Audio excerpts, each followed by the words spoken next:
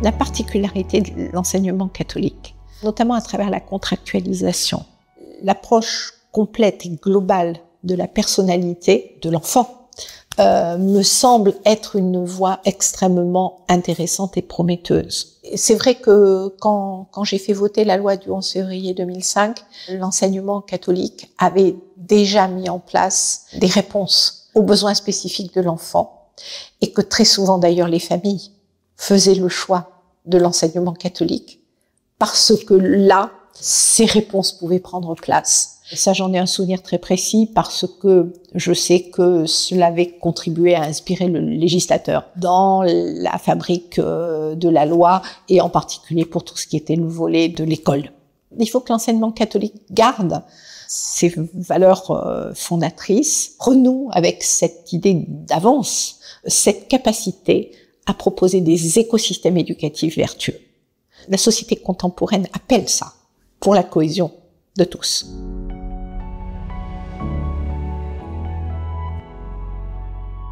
Quelle est l'idée? L'idée, c'est que l'école de la République, si on la prend comme elle est, va générer une forme de perte de chance dans la confrontation à l'enfant à besoins spécifiques. Et que donc, il va falloir, dans l'école, aménager des environnements, je les qualifierais d'écosystèmes, qui seront vertueux pour différentes raisons.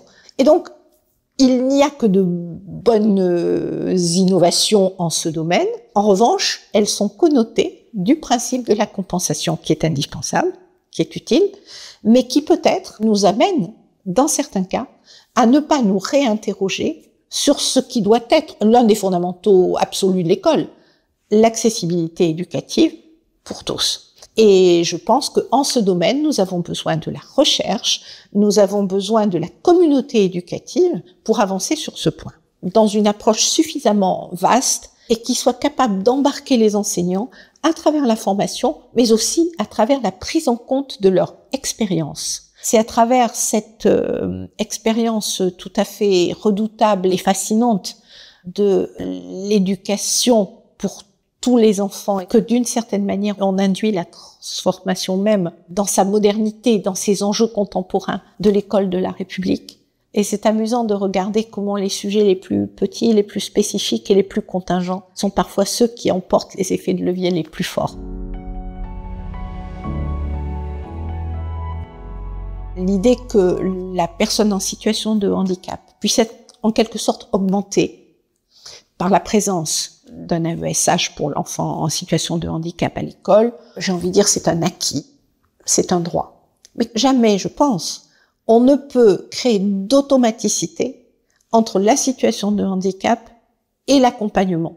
Ça me paraît être quelque chose de fondamental parce que, là encore, si vous voulez, les visions, normatives, elles ont pour effet de créer des situations qui sont inappropriées et je pense contre-efficaces. La loi et sa mise en œuvre a permis des avancées. Ce qui n'était pas possible hier devient possible aujourd'hui pour les enfants en situation de handicap qui ont leur place à l'école.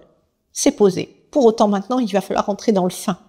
C'est une deuxième génération de préoccupations qu'il faut intégrer. Et pour cela, on a besoin aussi d'hybrider les modèles décisionnaires. Moi, je pense que les maisons départementales doivent impérativement intégrer plus les représentants de l'éducation nationale.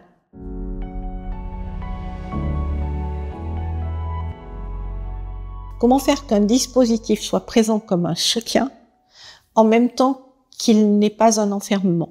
Je développe toute une réflexion sur ce que j'appelle l'écologie du prendre soin.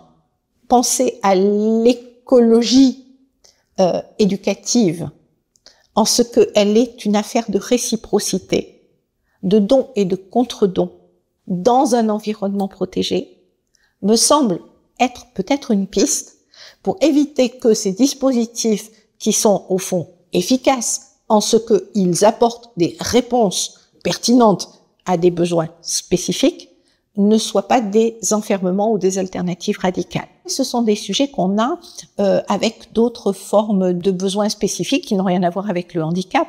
Je pense aux enfants qui sont issus des familles de ce qu'on appelle les gens du voyage, ou qui, quelque part, se trouvent dans des circonstances de transition de vie. Je prends par exemple les élèves qui ont subi des périodes de harcèlement, des jeunes qui ont perdu un parent. De la même manière, la question peut se poser de savoir comment l'école favorise à la fois la compensation et l'accessibilité là où ils sont. C'est moins une question d'organisation et de système qu'une question de besoins spécifiques de chaque enfant.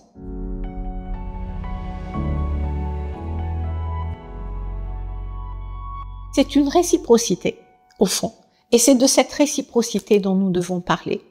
On peut imaginer des IME embarqués dans l'école ordinaire, et ainsi, on peut tout à fait, imaginer cette immersion de l'accompagnement médico-social dans l'environnement scolaire.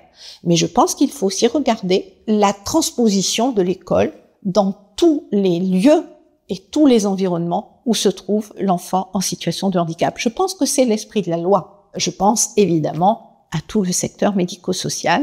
Je pense aux jeunes qui grandissent en situation de polyhandicap avec une forme d'intrication de leurs besoins qui, décidément, ont des habiletés tellement différentes des enfants ordinaires qu'alors là, il faut carrément penser le système, j'ai envie de dire presque le projet politique de l'école.